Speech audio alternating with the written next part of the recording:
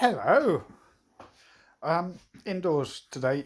Just to start off with, just because obviously the government have now mandated that we wear masks when going shopping. Now, I know for some of you that causes a little bit of an anxiety.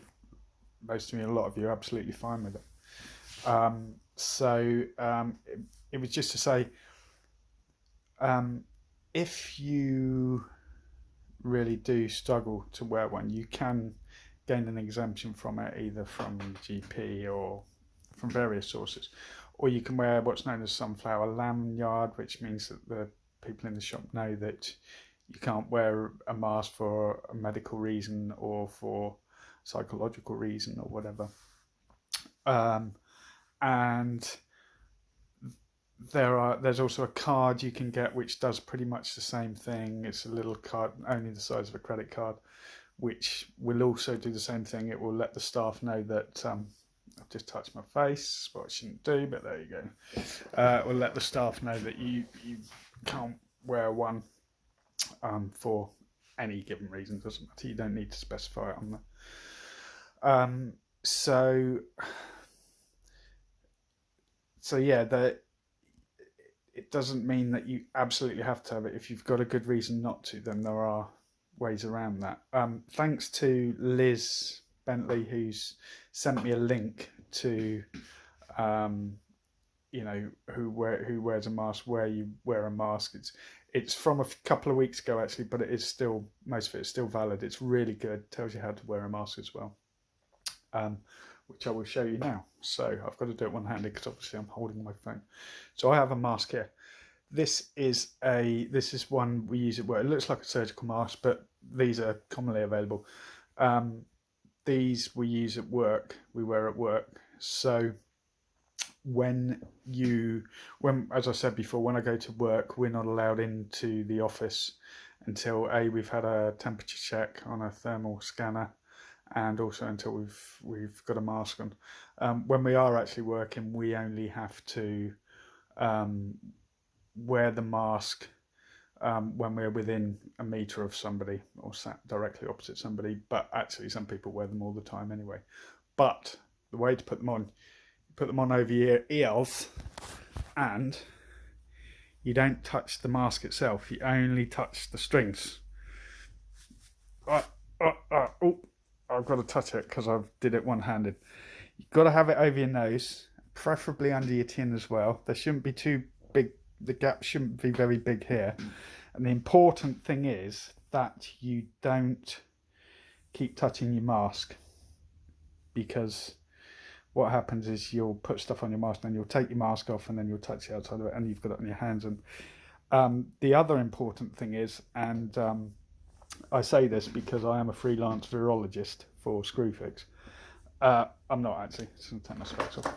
I've got a couple of friends who's nurses, and I've taken some advice, and they've said the important thing. I'm going to take it off while I'm chatting to you, wherever it is. The important thing is that you try not to touch your eyes, because actually your nose and your mouth have natural antibodies in. So although it doesn't stop it, it does help a little bit, whereas your eyes don't, and it can be contracted through your eyes. So try not to rub your eyes too much, and certainly don't rub the outside of your mask and then put it over, rub your eyes. I have seen a couple of players actually as well, who've worn it below their nose as well. It needs to go over your nose as well, and equally, don't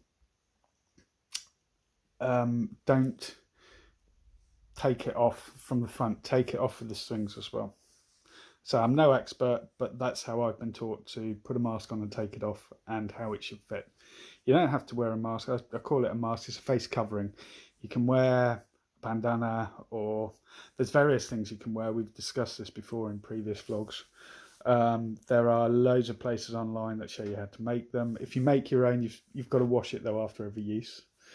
And at the moment it is only for shops, so it's it's not ideal, but it's the way we're moving, and so I thought I would try and help out a little bit. as I say, I'm no expert. The other thing is, if you're hard of hearing, or you're deaf, or you need to communicate by seeing other people's lips, you can get masks that have got a clear panel across the mouth. Now these are available from various places. Once again, Liz has sent me a link to this, and I will pop it on our Facebook page as well. A little tip on there: if you put a little bit of washing up liquid inside, or a little bit of toothpaste inside, and rub it until it's dry, it helps to stop them fogging up. So if you have got one with a clear area, then that's the advice. So that's all I want to say. If you've got any issues with masks, then speak to myself, speak to Bev or Julia, and if we don't know the answer, we'll find out. We know lots of medical people, and I say a lot of the advice that I've given have come from friends of mine who are nurses. So there you go. Regular vlog in a minute. Hello, my little French connections, UK. It's a bit naughty, isn't it? How are you all? Super. How was your day? Smashing. A bit overcast actually. Apparently the weather's getting a bit better, so I shall be out decking shortly anyway. Haven't been to Screwfix today. I was going to say I've had no deliveries, but I have actually. I've had three tins of deck sealer, and I've had a delivery from Kit Locker, which is bizarre because that normally means it's something to do with Grow the Game or something like that. So I shall have a look at that in a bit. So yeah, just to follow up to what I was just saying about masks, really don't worry guys, we can get around it one way or the other. We'll help you out where we need to. The masks are there predominantly to protect others, but they do also offer you some protection. But I say the important thing is the bit about rubbing your eyes, because the pathogens do go into your eyes. So there we go. You're welcome. What else? Now, I've had a couple of calls today. I've also had some pictures sent through. I know Laura and Jay and Josh and Taylor have been out. Shane had been out. So there's a couple of pictures from that. Last night I didn't receive it in time, but Josh, who's I've mentioned is doing the go-kart challenge, he was in the Echo last night. So I posted a link on our Facebook today. And I will see what other info I can put in there. He's still in training, so well done Josh, it's a great job you're doing, and you should be very proud.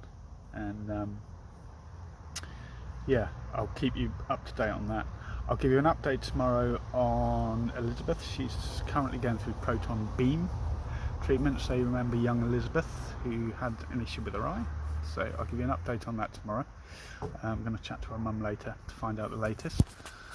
And that is about it.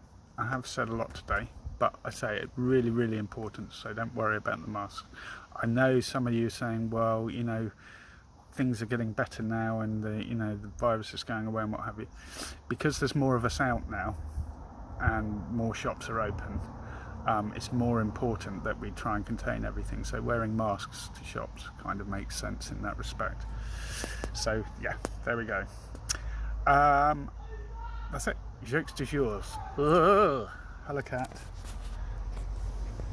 Hello. What are we going to have today? Tots? We're going to have a joke? Not in the slightest bit interested. That's why I'm the funniest person in the house, and she isn't. What are we doing? Okay, so I've just been on a ballooning holiday. I put on 4 stone. Most of it was on my buttocks actually. I've now got a backside the size of a small continent since lockdown. What else? Oh, Russian dolls. Aren't they full of themselves? No? Okay. I'll see if I can improve. Anyway guys, have a great day tomorrow. Keep in touch and be safe. And be safe with your masks. You haven't got to wear them yet until the 24th, so we've got plenty of time. See you soon.